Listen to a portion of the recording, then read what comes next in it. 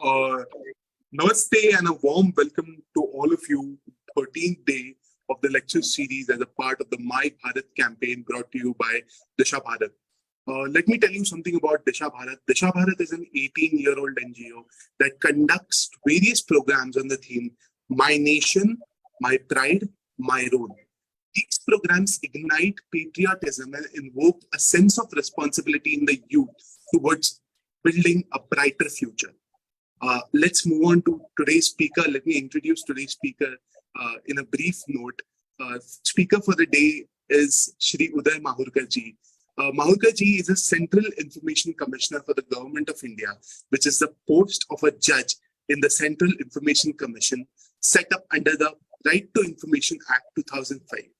He has registered a record of highest disposal of appeals in the history of the Commission by disposing 12,432 appeals in 30 months. He is a well-known author who believes in the nation-first ideology of Veer Savarkar. He has also been nationally known as a political analyst who was the first to predict the rise of our Prime Minister, Narendra Modi ji, way back in 2018 and 2010 while working with the India Today magazine. He has 3 books to his credit so far, 2 of which are on PM's governance model titled Center Stage Inside the Narendra Modi Model of Governance and Marching with a Billion. Both of the books are considered to be the most authentic books on Modi model, with a foreword by renowned economist Dr. Jagdish Bhagwati and Professor Klaus Schwab, respectively. His new book on Veer Savarkar is creating waves because it presents an entirely new narrative on Savarkar by focusing his efforts to prevent India's partition and his national security vision for India. RSS Chief Dr. Mohan Bhagwat ji has described this book as a guide for fighting divisive forces and making India a great nation.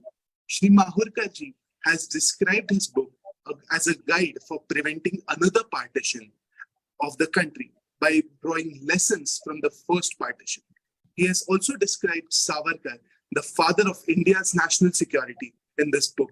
In that sense, the book by Sri Mahurkar ji, co-authored by Sri Chirayu Pandit, is a unique book in the history of India, on the history of independent India. Apart from being an expert on Savarkar's national security vision and Modi model, Mahurkar ji is an expert on 2 more subjects.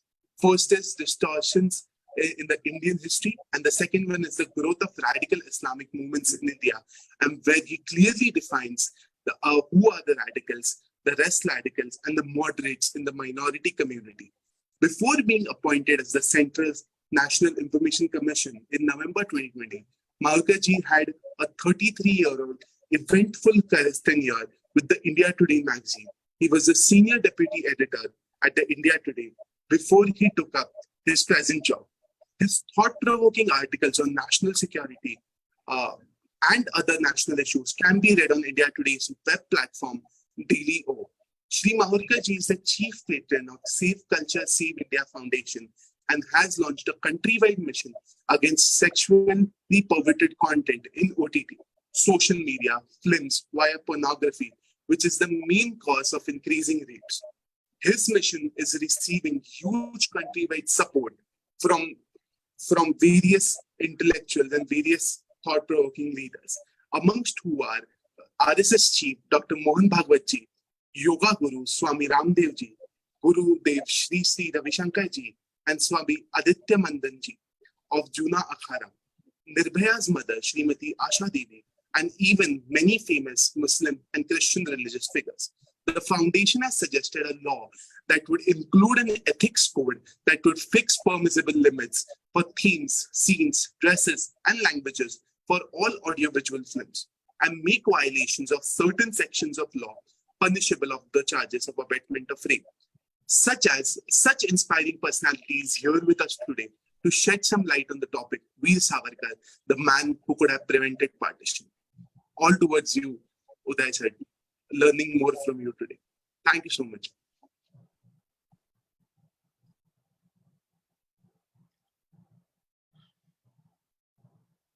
Today's subject of my talk is basically the title of my book, which I have co-authored with Chirayu Pandit, Veer Savarkar, the man who could have prevented partition, which was released by Dr. Mohan Bhagwat ji, RSS Sarsanchalak ji, in 2022. Now, many would find it very odd as to how Savarkar could have prevented partition. Let me make it very specific here that what we have been taught in the name of freedom struggle history is largely history which is colored. Many important chapters of Indian history have been hidden from us, from the people of this country. And this is certainly one of those chapters which we have tried to bring before the people by writing this book. Now, let us start with what was the situation in the 1930s, or rather in 1937, when Veer Savarkar was released from complete, he was released from internment, or rather Najar Kaid in Ratnagiri in 1937. What was the situation at that time? In 1930, Sir Muhammad Iqbal, the man who wrote Sare Jahan Se Acha Hindustan Hamara, and soon after that had become a pan-Islamist.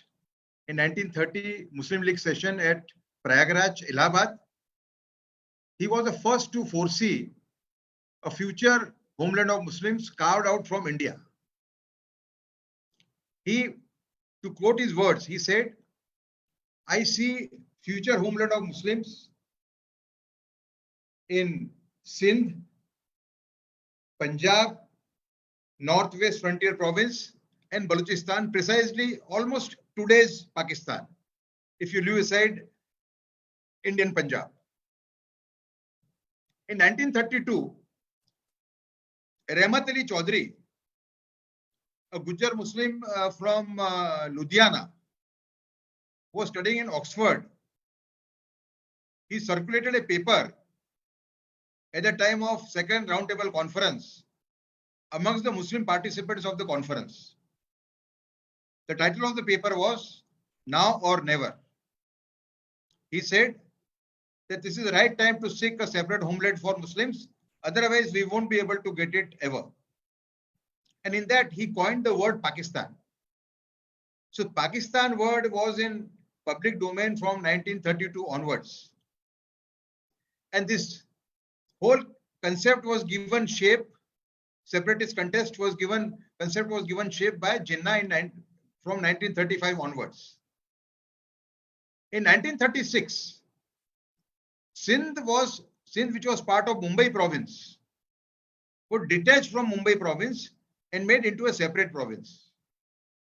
Veer Savarkar called it an Anglo-Muslim conspiracy and the first stepping stone towards Pakistan.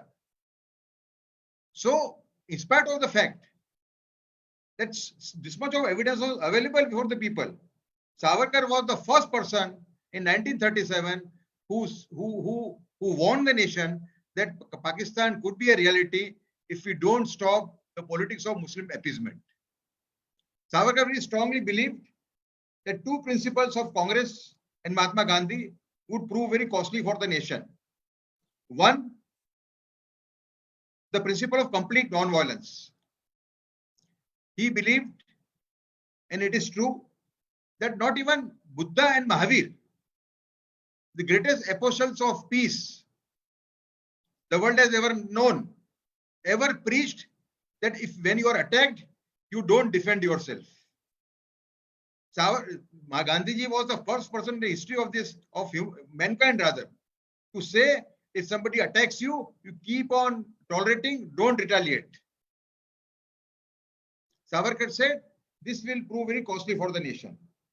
And second thing on which he warned was the policy of Muslim appeasement which was being followed by Congress at that time under the influence of Gandhiji's ideology.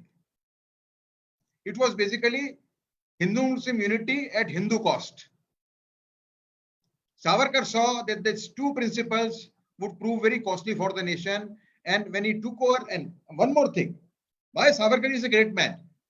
In 1937, when he came out of British captivity, Subhash Chandra Bose, Achyutrao Patwardhan, and S.M. Joshi, such Congress leaders extended him an invitation to join Congress.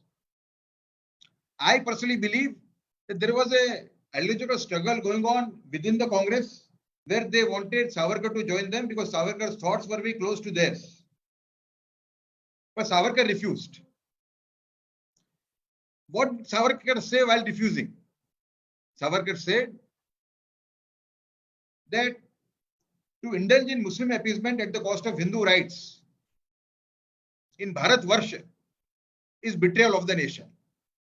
And the Congress has gone so far ahead on this path that there is no hope that it will return. It will retrace its steps. Therefore, joining the Congress at this stage is equivalent to sinning. Therefore, I will not join Congress and chose to join a small party called Hindu Mahasabha, not because he agreed with Hindu Mahasabha on all the ideological points, but Hindu Mahasabha was the only party which was not indulging in Muslim appeasement. And so in 1937, December, in the Karnavati session, Ahmedabad session of Hindu Mahasabha, he took over as president of Hindu Mahasabha. Here I may add one more thing. The person who vacated his chair for Savarkar was another great man who has been, whose name has been erased from Indian history. That is B.S. Munje.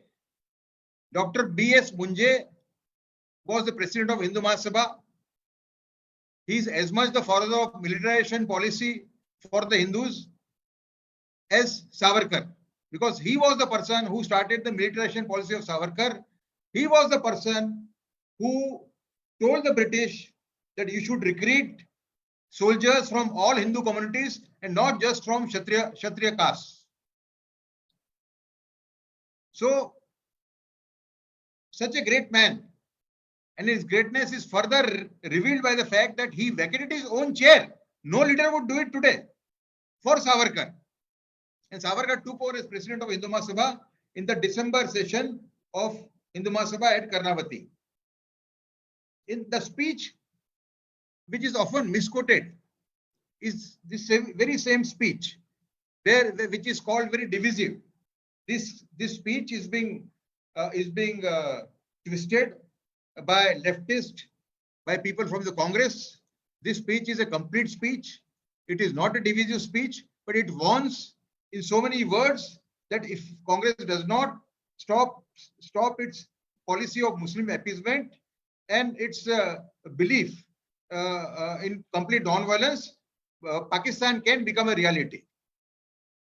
And in that speech, he also made it very clear that Hindu Mahasabha doesn't want any special rights for the Hindus. It wants equal treatment for all people in this country, rising above caste and religion. Let us be very clear about it. From 1937 to 1945, Savarkar traveled the length and breadth of the country from Kanyakumari to Kashmir, from Kutch to Kamrup, warning the nation against the policies which Congress was following, warning the nation that if Congress continues to follow these policies, India will have to pay a very heavy price and Pakistan could become a reality. In 1940, let us now come to Congress. We must understand the role of Congress. In 1940, March 23, Muslim League passed the Pakistan resolution, saying that Muslims of this country need a separate nation. This happened on 23rd March in the Lahore session of Muslim League. Within 15 days, which is on April 6th, Gandhiji wrote an article in Young Leader, the Congress mouthpiece. In that he wrote, he opposed partition. Reasons for it very different. He said partition would affect Hindu-Muslim unity. He was more concerned about the Muslim unity than national security, for that matter. Anyway, but he opposed the partition. But in that he wrote that if 8 crore Muslims do not want to be part of this country, how can I stop them? That very moment he opened the doors of partition of Pakistan for the Muslims by making this statement in this article. Because he was totally wrong. On the day Jinnah demanded separate nation, there were any number of Muslim leaders in this country who were opposing partition for various reasons. What should have happened? Congress and Gandhiji should have made an anti-Pakistan front comprising Congress, Hindu Mahasabha, and those Muslim parties which were opposing partition. That would have been an ideal way to react to the demand of separate nation for Muslims, which was made by Jinnah. But by writing this, Gandhiji opened doors to Muslim League. Gandhiji again wrote this article in June. Again, he wrote the same thing. 1942, Congress put an official stamp on this demand, on this statement of Gandhiji by passing the partition resolution, where it said those provinces who do not want to remain with India will have the freedom to secede from this country. So what Gandhiji was saying got an official stamp in 1942. At that time, Savarkar told Acharya Kripalani, Savarkar said, Kripalani, do you think that we would be able to avoid this problem of Muslim separatism by giving Pakistan? No. Those who are demanding Pakistan at the point of sword, at the point of pistol, if they get a nation of their choice, they will have their own army, they will have their own resources, and God knows what will happen to this country. They will make India's life miserable. And that is what has exactly happened. Today, our soldiers are dying in Kashmir even today. Their numbers are less now. Of course, the policies of the present government have brought things under control in Kashmir. 370 is removed, but still insurgency on a low scale continues, sponsored by Pakistan. And today, when our soldiers die, we are not affected so much because it has become a common augury. And this is what Savarkar had warned in 1942. He had warned Kripalani. In 1945, when it became clear that after Congress's partition resolution, the scheme called Pakistan is getting shaped. That time Savarkar organized the Akhand Hindustan Conference in 1944 in Delhi. Who were the people who participated in that Akhand Hindustan Conference? The greatest intellectuals of this country were by no means people of RSS or Hindutva Party or Hindu Mahasabha, but nationalists. They were the ones who participated in that conference. Who were the people? Radhakumud Mukherjee, the greatest historian of that period. Srinivas Sastry, Ramanand Chatterjee, the editor of Modern Review, the India Today of that time. Purushottam Lal Tandon, he was a Congress leader who opposed partition tooth and nail. The country has forgotten him also. He was also part of that conference. So Savarkar tried his level best to prevent partition. Then why did he fail? He failed because Congress was a very large party. It had a leader like Mahatma Gandhi who had complete control over the masses. And Congress played very dirty with Savarkar and Hindu Mahasabha and with the nation. After having passed the partition resolution in 1942, in 1945, when the provincial and national assembly elections were announced, central assembly elections, to win the elections, Congress played a very dirty game. It basically hijacked the Akhand Hindustan slogan from Savarkar and started telling the people that we will fight against the Pakistan scheme. Savarkar warned the nation, look here, this is a ploy only meant to win elections. Don't fall under this trap. Savarkar told Sindhis, Sindh was not in that bad a shape. There are many areas in Sindh which had Hindu majority. Karachi itself had Hindu majority in 1947. 51% Hindus, 49% Muslims. Savarkar warned Sindhis that if you go by, if you continue to support Congress, you will pay a heavy price. And that is what happened. In that election, because of this dirty game played by Congress, Congress won with a huge margin. Hindu Mahasabha lost. The number of votes it got was 16%, not very small, but it could not win a single seat either at the national level nor at the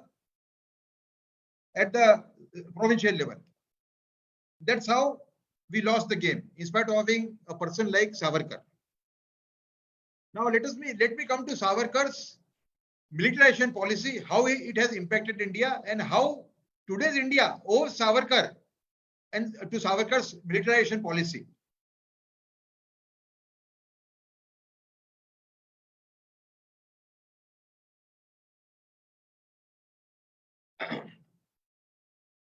In 1938, Veer Savarkar saw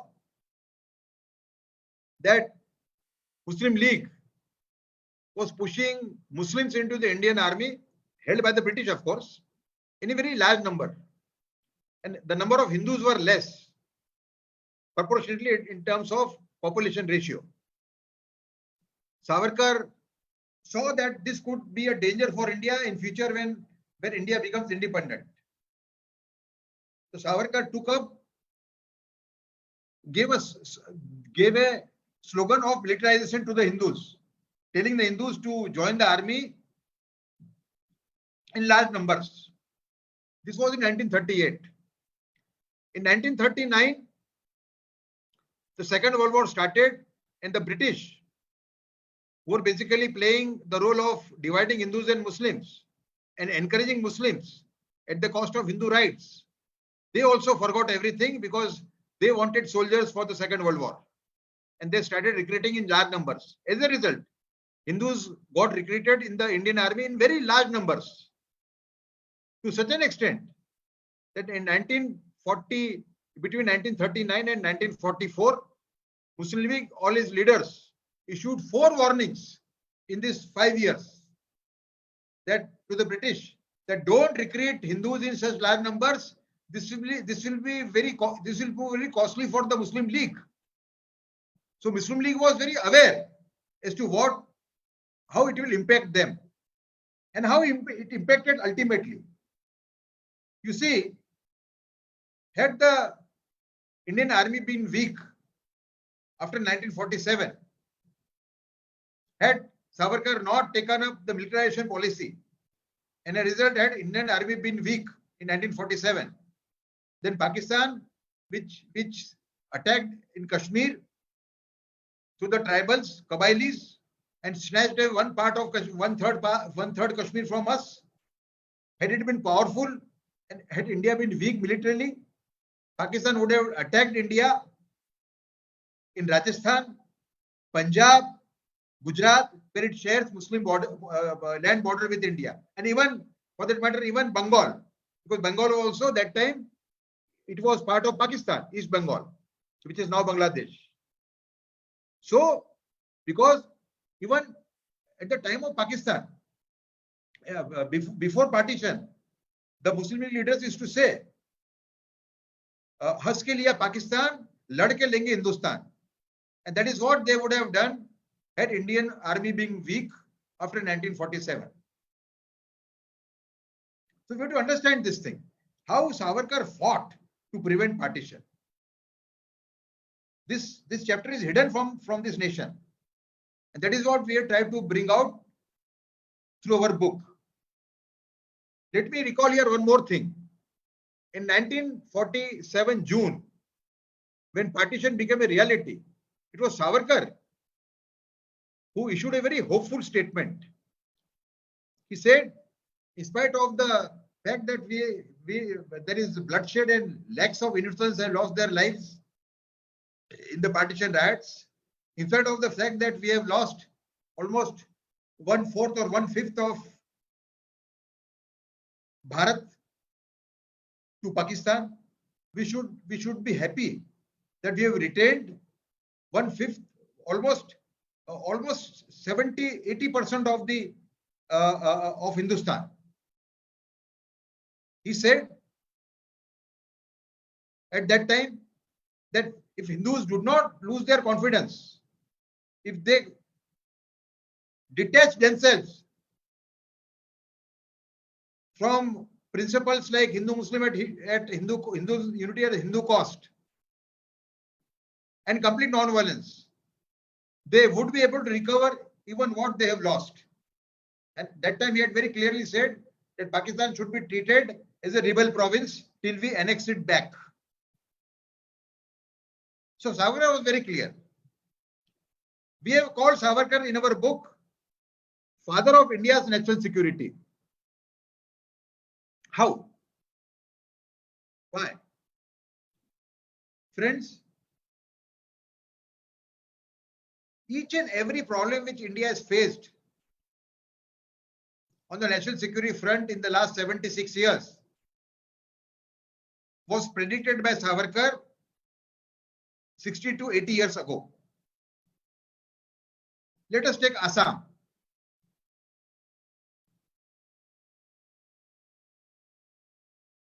The East Bengal Muslims started swarming Assam in 1930s rather. In 1941, Savarkar was the first leader from outside Assam to issue a clear-cut statement. He said these East Bengal intruders who are settling down in the Brahmaputra Valley in large numbers, they would become a threat to Pakistan's, to Assam's culture and the security of India's northeast frontier. In 1941, that time Nehru said, in reaction, nature abhors vacuum, saying where there is vacant space, people will come and stay. How can we stop it? Savarkar reacted to him in his very harsh manner. He said, Pandit Nehru, knowledge about environment is extremely poor.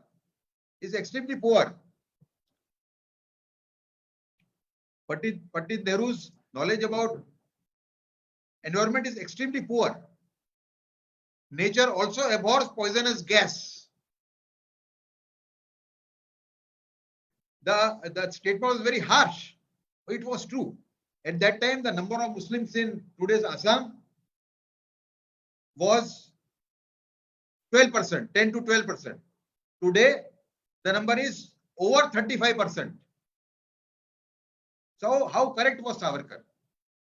In 1952, when Savarkar saw that China, which came into being in 1948, and which was weak to India both militarily and economically, had overtaken India militarily in 1952, Savarkar warned the nation. He said, China has overtaken India militarily. This is a threat to India in future. At that time, he exhorted the nation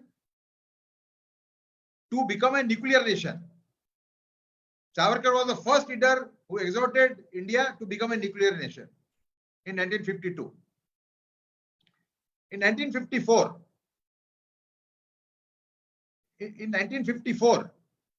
when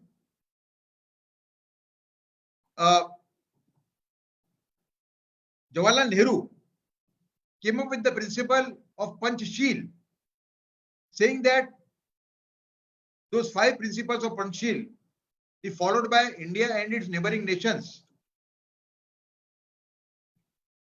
would would be able to would enable them to live in brotherhood. Savarkar warned Jawaharlal Nehru. He said, after the way China has annexed Tibet, if you continue to talk to China in such weak terms, China's thirst for swallowing others' lands will grow, and I won't be surprised if China attacks India and swallows India's land. This warning was given by Guru Golwalkar ji also, the then RSS Sarsang Chalak ji. And their Bhavishyawanis came true 8 years later. In 1962, China attacked India and annexed India's land. How correct was Savarkar? That time Savarkar issued another statement in 1954. He told Nehru, your Panchil is beads of the rosary which were used to do mantra. And China's Panchil is missile, machine gun, tanks, bombs. At that time, he told that if other countries make hydrogen bombs, we should make oxygen bombs. And he exhorted India's youth to beware as to in what direction Nehru and Congress were taking this country.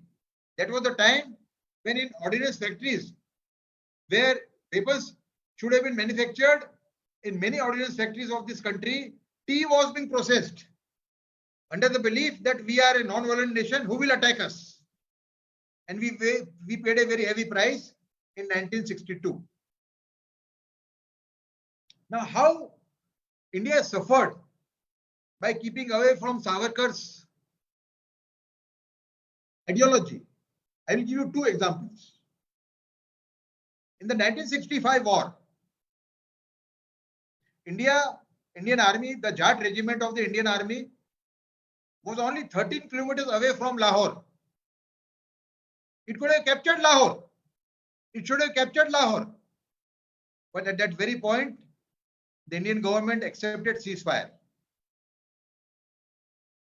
See the difference, see the stark contrast. Savarkar was saying that the first available opportunity you should annex Pakistan. Here we are sitting at the door of Pakistan and we accept ceasefire because of the pressure of all foreign nations. That time all the foreign nations were one. America, even Russia at that time. All of them forced India to accept ceasefire in 1965 when Indian Army was just 30 kilometers away from Lahore. And in Tashkent, whatever advantage we had, we gave it back. In 71 war, when Mrs. Gandhi divided Pakistan into two parts, one felt that another Savarkar is born. But that was proved wrong in the next year in the Simla agreement, when Mrs. Gandhi could not take back POK from Bhutto, despite holding 93,000 Pakistani soldiers as captive. We had captured 93,000 Pakistani soldiers in the 71 war and they were captive with us till the Shimla agreement. Over and above that, we had won 3 Hindu majority talukas of Sindh, bordering Gujarat and Rajasthan. Indian administration was there in these 3 talukas, tehsils for almost 10 months, rather 1 year. And we gave them back to Pakistan. The result was those 3 talukas, let me recall here, were won by Brigadier Bhavani Singh, the Maharaja of Jaipur, who was given Mahavir Chakra for this bravery. He was the person who had captured those 3 tehsils of Pakistan in the 71 war. And we gave them back. As a result, those Hindus who had helped the Indian Army, they felt scared. They thought that they will now be punished by the Pakistani army and the Pakistani government. And therefore, 1 lakh Hindus of Sindh migrated to India because of this fear in 1971 war. So we were at a loss even in the 71 war despite winning it. So this is how we have paid a heavy price by keeping away from Savarkar's ideology. I feel that if Gandhi is the father of the nation, Savarkar is the father of India's national security. Now I even say that Savarkar is the Nostradamus of India's national security because he foresaw all of India's national security problems before anybody else did. And we should accept him as one. Unless we accord that status to Savarkar, unless we accept him as the father of India's national security, India will continue to lose on the national security front. This is what I believe very strongly.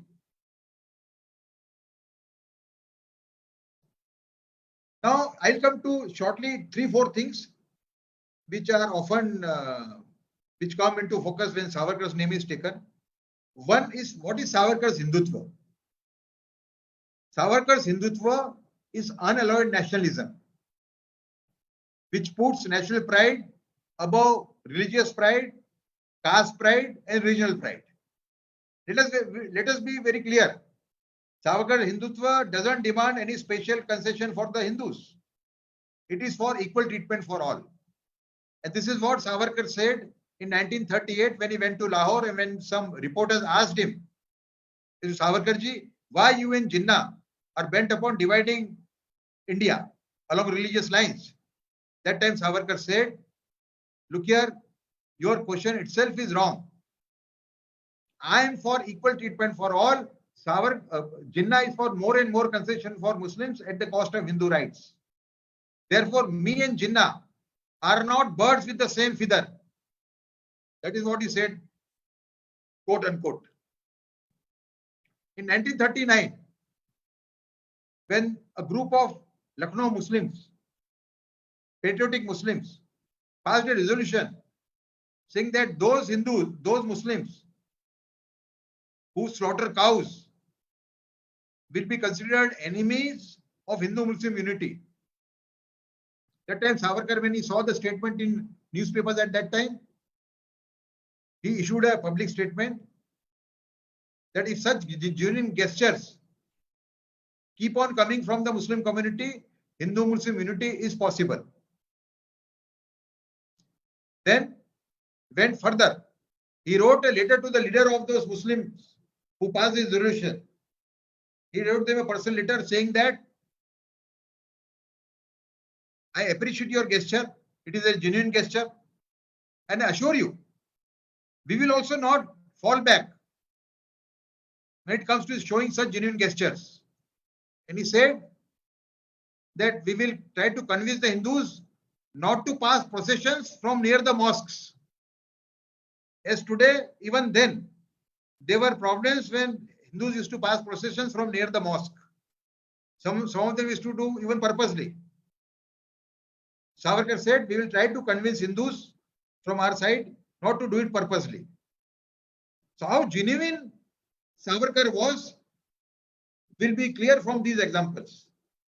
A third example I must cite before you, his Hindu manifesto.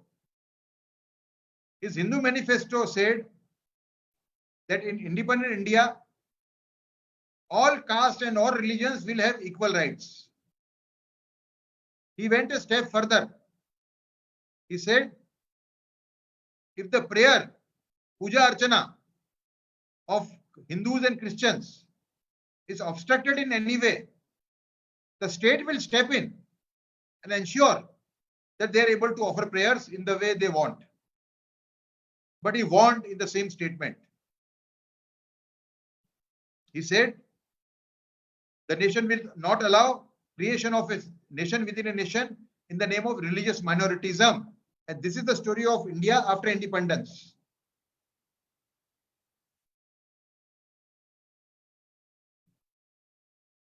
A policy of Muslim appeasement has been followed, at least in the first 60 years of this country after independence. And that is what Savarkar had warned in that Hindu manifesto. So Savarkar was for equal treatment for all. He was not for special treatment for Hindus. Now, allegations are often leveled against Savarkar that he filed many mercy petitions. He was involved in Gandhi murder.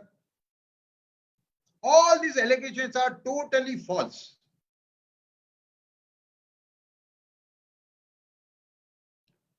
Let us come to the first allegation about his mercy petitions.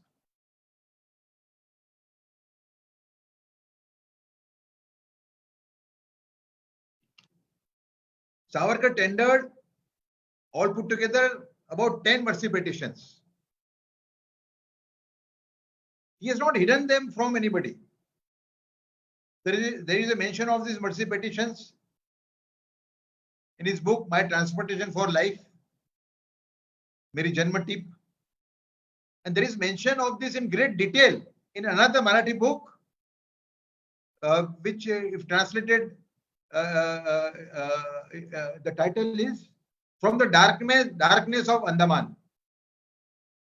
In that he says that I used to tell my fellow prisoners, fellow revolutionaries who were there with me in the prison, in the cellular jail, I used to tell them, look here, there is no point in rotting here. We are followers of Shivaji. We are not followers of Gandhiji. We are followers of Shivaji. Our job should be to get out of this jail by hook or crook and start the struggle against Britishers again in order to throw them out of this country. Now let us take Shivaji's example. In Shivaji's lifespan of 36 years, he tendered 5 apologies to Aurangzeb. Let us be very clear. As part of his Chanakya Niti, he tendered 5 apologies to Aurangzeb during his career. Because when he felt that he was under pressure, Savarkar was joining hands with other Muslim sultanates like Bijapur and Golconda in order to defeat him. He used to tender apology and detach Mughals from there. So he tendered 5 apologies. After 3 of these, treaties were signed between Mughals and Chhatrapati Shivaji, Marathas. And all the 3 treaties were broken by Shivaji only, not by Aurangzeb. Because whenever he felt that he has become now powerful enough, he used to break the treaty on one pretext or the other. Because the objective before him was Hindvi Swarajya. He used to feel that Hindus have suffered in the Muslim rule in this country. They were target of great atrocities. Therefore, it was fair game to befool the Mughals to meet the aim of carving out a separate Hindvi Swarajya, separate Hindu kingdom. And his apologies were never taken seriously by even the British.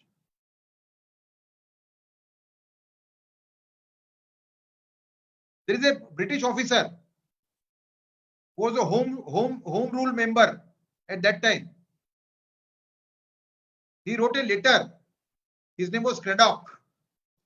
He wrote a letter to the jail authorities in Andaman saying that those prisoners who have passed 5 years in rigorous imprisonment, they may be allowed to stay outside the jail on the sea coast. But he warns, don't extend this facility to Savarkar. Savarkar is most dangerous. I don't believe his apologies at all. Because if you allow this facility to Savarkar, his revolutionary friends staying in Europe would hire a ship, come to the Andaman coast and hijack Savarkar from here. So this is the truth of Savarkar's apology. Savarkar's apology was basically Chanakya Niti of the highest quality. Let us come to Gandhi murder. Savarkar was acquitted in Gandhi murder. Yet people say that he was given benefit of doubt, otherwise he was involved. See the chicanery of people who oppose Savarkar. He was acquitted by the court. Still they say that he is involved. But somewhere, even we, supporters of Savarkar, have failed to defend him properly. For example, in this case, in 1978, a very known English writer called Manohar Mulgaonkar wrote a book on Godse titled The Man Who Killed Gandhi. In that, he has said, he has cited the interview of Digambar Badge, who was Godse's associate, but who became an approver and on whose statement Savarkar was arrested. 30 years after the trial, in 1978, when Manohar Malgaonkar met Badge told him unhesitantly that I had given that statement against Savarkar under government pressure. Now, the person on whose statement Savarkar was arrested and then acquitted, of course, he is saying 30 years later that I give the statement under pressure. And still, people say that he was involved in Gandhi murder. So both these allegations are totally false. Now, I will come to my last topic of this talk. Why Savarkar is reviled? Why is constantly attacked? Why is constantly defamed by a section of people in this country? The reason is Savarkar is the greatest symbol of India's unity and integrity.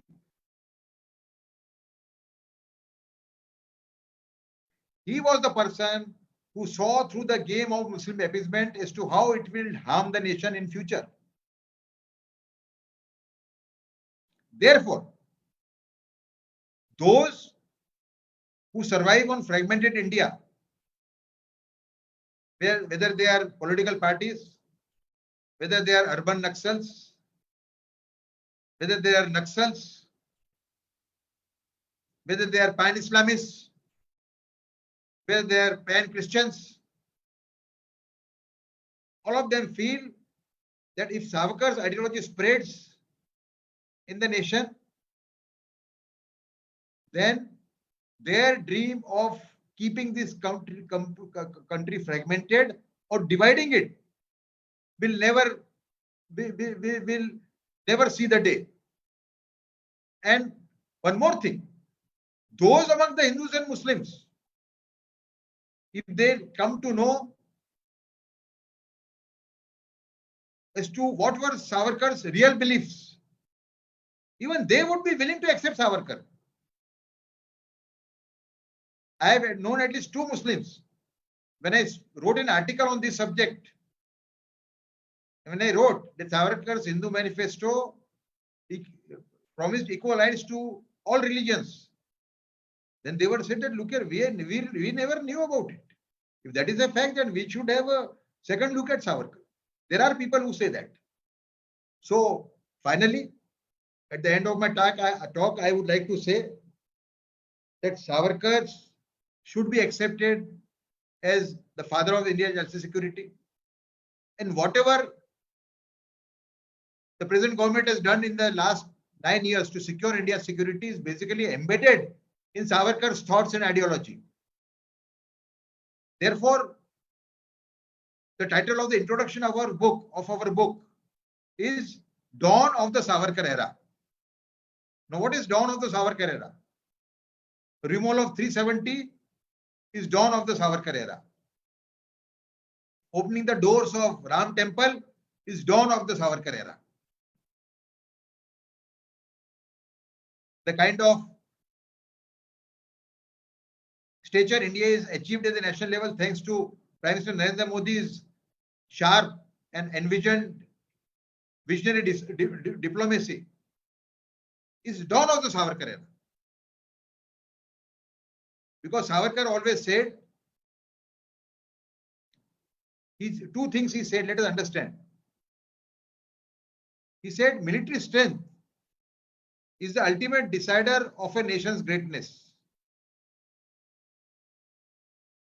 Seen differently, he was saying a nation might be great culturally, a nation might be great economically, but if nation is weak militarily, then it cannot become a great nation. And I think the biggest example is Taliban in China. Taliban prides itself in calling itself as protector of radical Islam on the earth, on the globe. But the same Taliban doesn't have the guts to take on China when it comes to the issue of Uyghur Muslims in Xinjiang province, which is just next door to Afghanistan. Why? Because it knows that China is a merciless nation. China is mighty powerful. If they try to nudge China the way it nudges India once in a while, China would finish them. Even Taliban is scared of China. This is the biggest proof of what Savarkar said, that military strength is the ultimate decider of a nation's greatness. And secondly, he said, no two nations can be permanent friends or permanent enemies. Nehru believed so. Savarkar said, no two nations can be permanent friends or permanent enemies. The relationship is decided by their needs. Therefore, enemy's enemy can be seen by us as our friend. And this is the advice he gave to Subhash Chandra Bose in 1939, when Subhash Chandra Bose went to meet him in 1940. When he went to meet him in Mumbai, it let the nation know that Subhash Chandra Bose's decision of fleeing this country and taking the help of Axis powers to defeat the British was basically the advice of Savarkar and two other people. One was his friend, I forget his name, based in Bengal. First was Savarkar, and second was Rash Bihari Bose, who was the president of Hindu Mahasabha in Japan. It was Savarkar and Rash Bihari Bose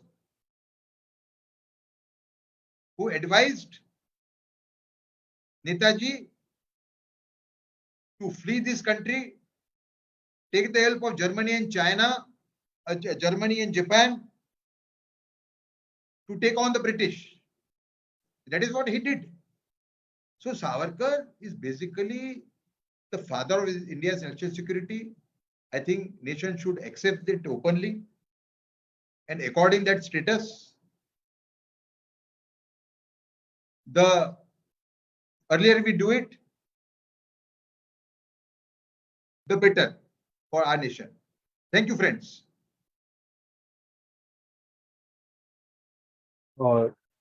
Thank you so much, sir, for such a revolting words on Savarkar. I feel everyone here would be equally pumped and would have a lot of questions. We have some audience questions, sir, which we would love to ask you. So, sir, the first question is: after coming so far post-partition, do you think Akhand Bharat can ever be reclaimed? And what would be the vision if for India if this could be a reality? Akhand Bharat might not be possible in the way we envisioned earlier, but it is possible. A loose, group of nations can come together, including Pakistan with India. It can happen in future. You see, in Pakistan, voices are changing. If you have a close eye on Pakistan, you will realize that there are a lot of people who think that Pakistan has become a failed nation. So it might not be possible to achieve the kind of Akhand Bharat we were thinking earlier, but in some loose form, it is possible. Sir, I'm reading this next question out word to word because I feel there are some comments in it as well. So, Shri Veer Savarkar is one true son of Bharat Mata. who was never given the respect or the pedestal that he truly deserved. As responsible citizens of this country, what are the few principles we can implement in our life, at least now, as an ode to Savarkar and his sacrifice? Savarkar's biggest gift to the nation is nation first. Savarkar's nation first is very different from the nation first we are following today. Savarkar's nation first is not doing anything which will hurt national interest. I think that we have never been taught. Savarkar's nation first is a great ideology, and the biggest example he himself gave was in 1937 when he told no to Netaji and other two Congress leaders that he will not join Congress. The reasons he gave, as I told you earlier. I think that was the greatest sacrifice, because had Savarkar joined Congress at that time, he would have become a great leader. The Congress was a big party, but he chose to behave like Rana Pratap.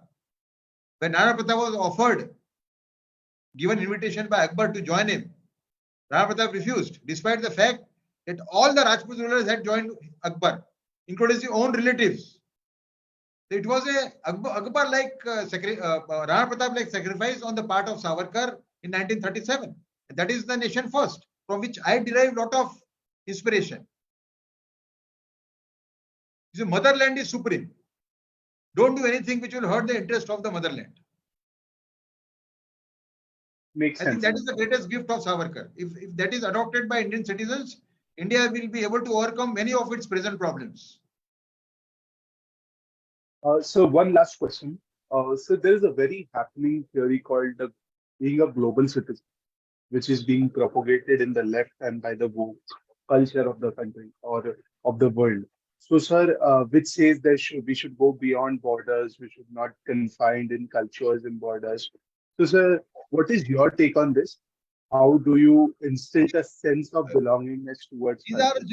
These are mere slogans. Let me tell you one thing. These are mere slogans. Ultimately, there is nothing wrong in it. But till the nations use these slogans to further their parochial aims, their narrow aims, we have to follow that. Many of the slogans are meant to disattract us. You see, why the leftists are not preaching this ideology to China? Let them preach it to China. So Savarkar himself was very clear about it. On the last page of his book Hindutva, he is very clear. He says in clear terms, that ultimate aim is unification of the world. Ultimate is that all human beings are one. And he talks about Vasudhaiva Kutumbakam on his last page of his book.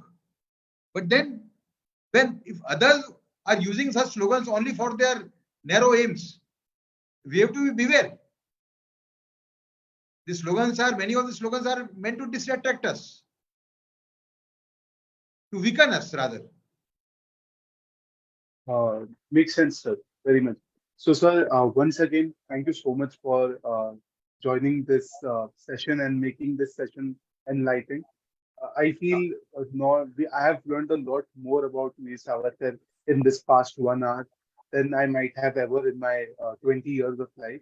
And I guess at the end, we should only say that consuming more and more content and consuming more and more literature on such leaders is important for our country and for the youth of the country.